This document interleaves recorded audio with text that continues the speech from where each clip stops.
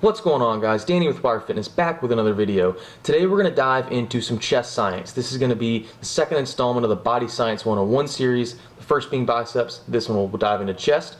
We're going to look at how your chest is anatomically structured and how we can take that structure to maximize you being able to build the strongest, most aesthetic chest that you possibly can. We're going to look at some different movements, some different angles of those movements, how those affect your chest and your pec development. So without further ado, let's get it going.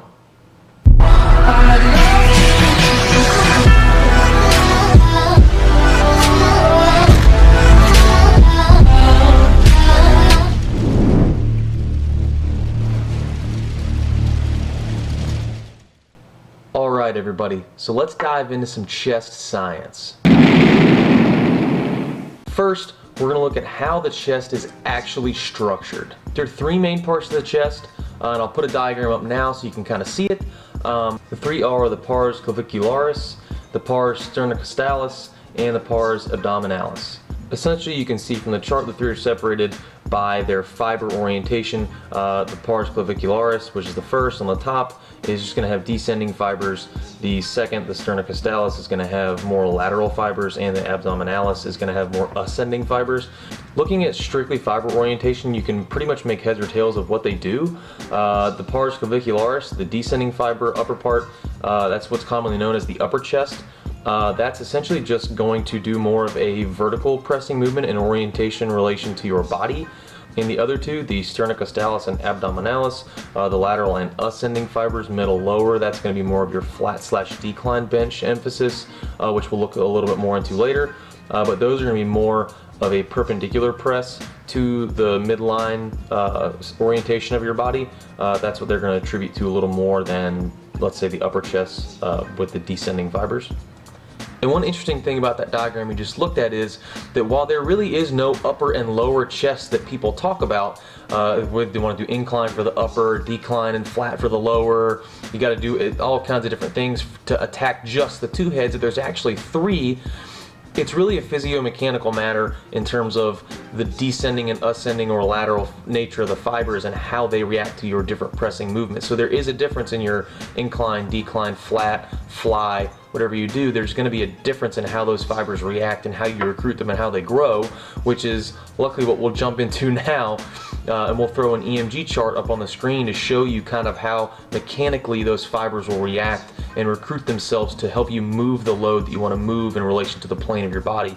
And I'll throw that up on the screen right now so you can kind of see. If you haven't seen an EMG chart before, there's one in my bicep science video, which I'll throw a link to in the description below. If you have seen one, good news, then it should be pretty familiar to you. This first chart is rather simple. They took 6 chest-oriented movements and graphed it based off EMG data, and the barbell bench press was their baseline here, and ironically enough, the baseline also performed the highest at 100%, with the cable cross coming in second, which is also not surprising. I really like the cable cross. I feel like I get a really good chest stretch and chest squeeze, and really a chest burn. I use that more for hypertrophy than I do for raw strength.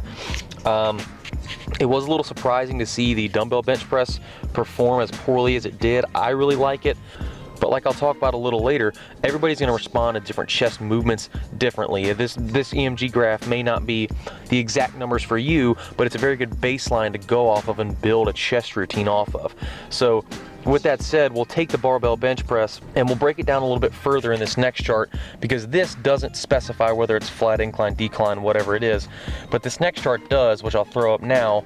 And this chart not only breaks down the angle of attack with a -15, a flat, and positive incline by 25 and then 45, it also breaks the 3 heads of the chest down to show you the different EMG activation for each head.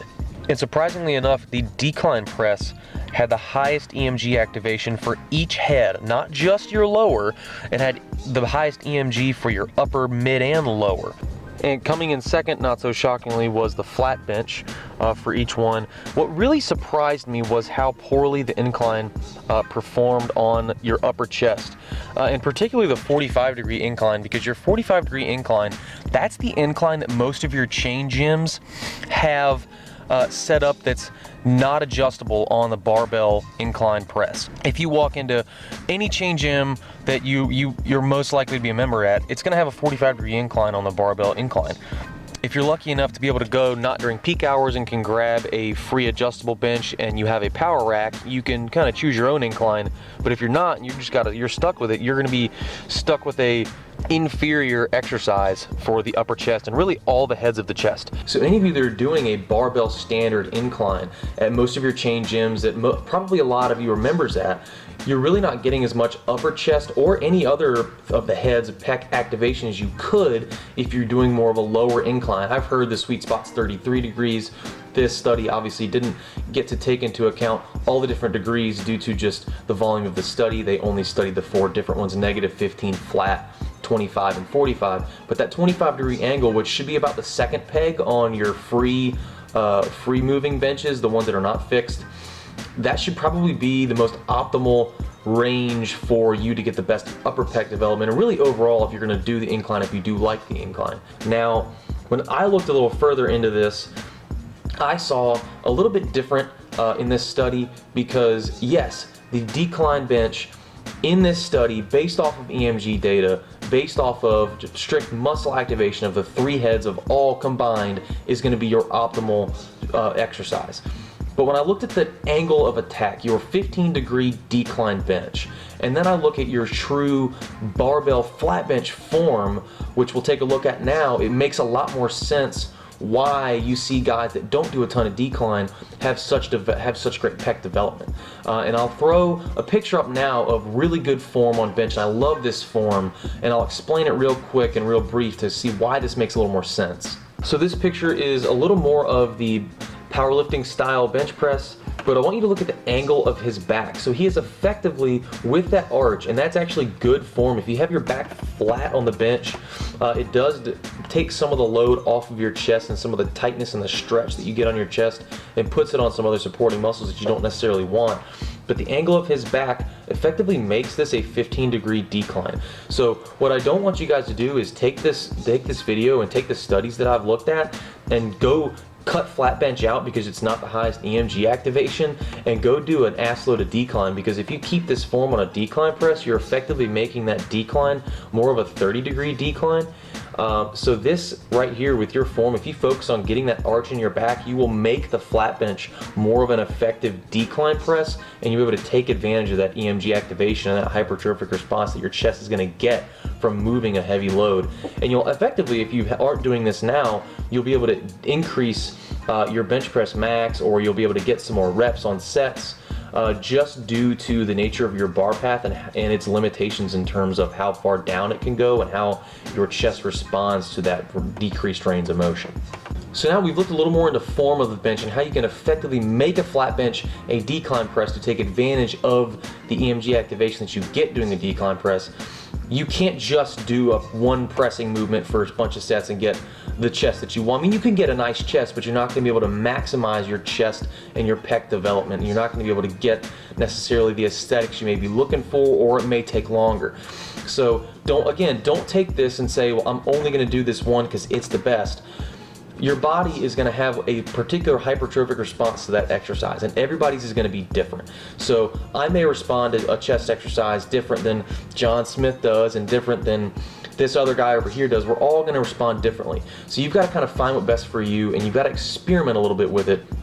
I like to do some pressing movements, obviously different variations. I like to still include an incline press anyway. I know that does put a little more stress on your shoulders doing it, but I normally do shoulders with chest anyway in my push day. So there's really no hindrance to the gains that I would make doing shoulders on another day. I'm just gonna go ahead and lump it into one. I also do like to do a squeezing exercise. The main function of the chest is to bring the arm back towards the midline of your body. It's just an adduction of your arm. So essentially you're not gonna get the best pec development, in my personal opinion, if you simply do a pressing movement. If you look back at that chart, it does have some really good muscular activation and EMG data with the fibers in your chest when you do a fly movement. So why not incorporate it? Plus, it does get a lot of blood flowing into the chest because you can really get the mind-muscle connection and really squeeze it and it does work well, so I like that as well. But overall, that 15-degree, if you can create that 15-degree angle with a little bit of arch in your back on the flat bench, that's going to give you the best. If you're going to choose one exercise, it would be that negative 15-degree created by that arch on the flat bench, just based off of the studies and the EMG data that we've looked at today. So if you did like this video and you did learn something, hopefully you did, and hopefully you can take some of the data and some of the crap that I throw at you in these videos and take it to the gym and apply it and use it and make some gains yourself. If you've done that with any of my other videos, or you did learn something in this video, please hit the like button, please comment, get some activity down in the comment section. Tell me how your chest has grown, or you want to grow your chest, any kind of your bench goals that you got in the future.